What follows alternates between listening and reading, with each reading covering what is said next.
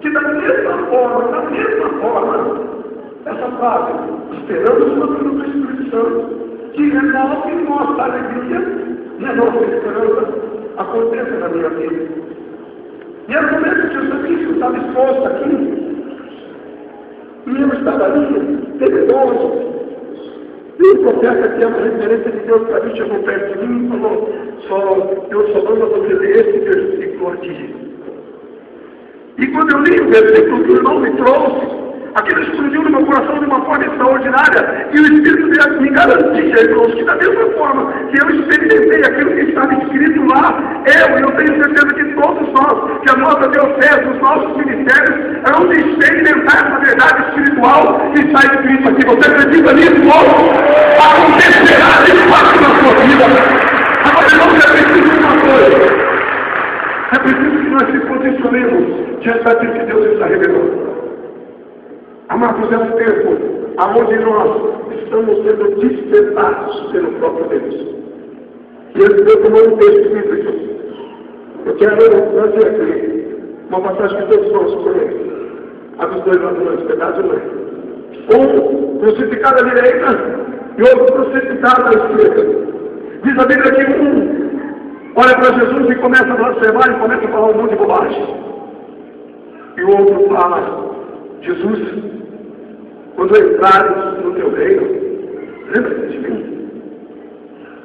E um dia, meditando na Bíblia, perguntando para Deus: o que despertou esse homem chamar Jesus Deus salva, Deus esperança, um antigo homem condenado no seu último minuto de vida? Ele olha para a cruz e consegue falar: ei Deus que salva, ei Deus de esperança. A própria carta, essa belíssima carta que o Papa Bento XVI escreveu: salvos por quem? Pela esperança, salvos por Jesus, que é a nossa esperança. Veja, irmãos, que o bandido no seu último minuto, no seu derradeiro tempo, ele não tinha esperança nenhuma, tinha esperança. Não. Olha como crucificado. E fala: Jesus, quando entrares no teu reino, sabe o quê? E qual foi a resposta de Jesus para ele? Hoje mesmo estarás comigo no paraíso. Que dia que Jesus falou? E que dia que isso vai se cumprir? Na onde? Como se não via. Veja, não era o derradeiro momento da vida daquele ladrão. Ele não tinha mais para onde ir. Ele estava até preso, parado, pregado. Você está pregado nessa cabeça ou não? Por esse momento, sim, você não tem para onde ir. Então tem que acontecer com você como aconteceu com ele.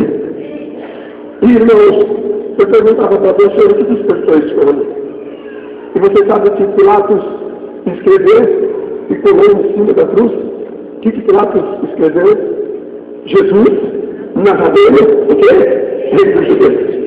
Que essa frase gere, irmão, no teu coração, no teu ministério, na tua vida, no teu matrimônio. Gere essa esperança e faça de nós esses homens e mulheres renovados na alegria e no poder do Espírito Santo.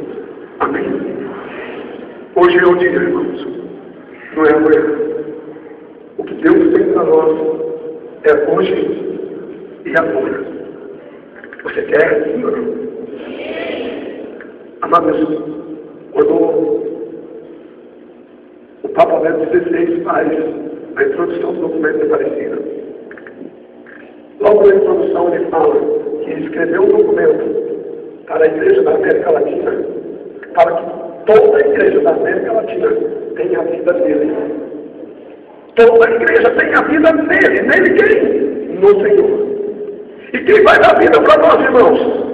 Se nós estamos aqui, é porque todos nós, a começar por mim, todos nós, precisamos de vida e vida em Cristo Jesus. Sim ou não? O que te trouxe aqui é uma necessidade de vida e vida em Cristo Jesus. E eu tenho certeza que todos nós sairemos daqui com aquilo que é necessidade para a nossa vida e para o nosso ministério, a partir desse cenáculo diocesano. Abra comigo a sua Bíblia. Na carta de São Paulo aos Romanos, capítulo de número 15, versículo de número 13.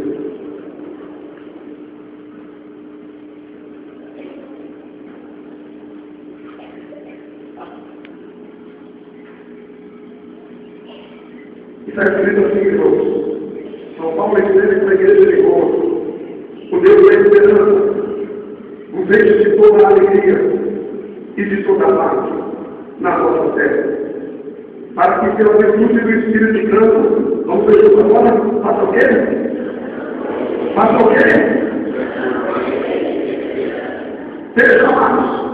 Quem for da esperança, vos vejo de toda a alegria e de toda a paz na vossa terra. Para que pela virtude do Espírito Santo, transporteis de esperança. Palavra do Senhor. Aplauda essa palavra porque já se cumpriu na sua vida. A igreja diz que a palavra lida e acreditada já é cumprida na vida daquele que crê.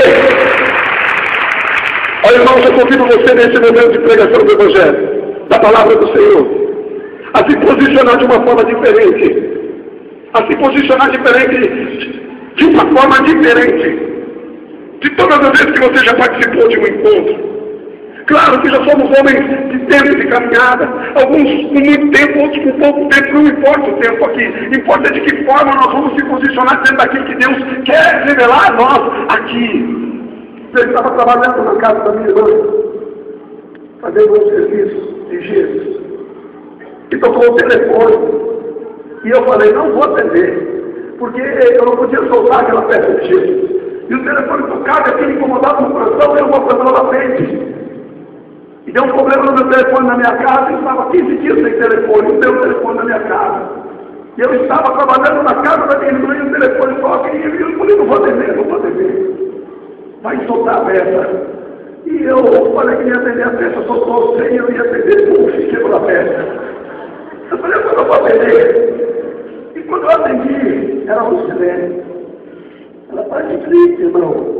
E eu já... A minha professora do meu descaso está cansado, eu estou fazendo uma festinha de cheiro aqui em casa. Ela falou, tudo bem, mano. Tudo bem. E eu olhava para o pé até a peça. Eu falei, tudo bem, mano. E aí, irmãos, ela lançou o convite de Deus para estar pregando isso aqui. E eu olhava para a peça e eu olhava para o telefone. Senhor, o que eu atendi? Não atendi.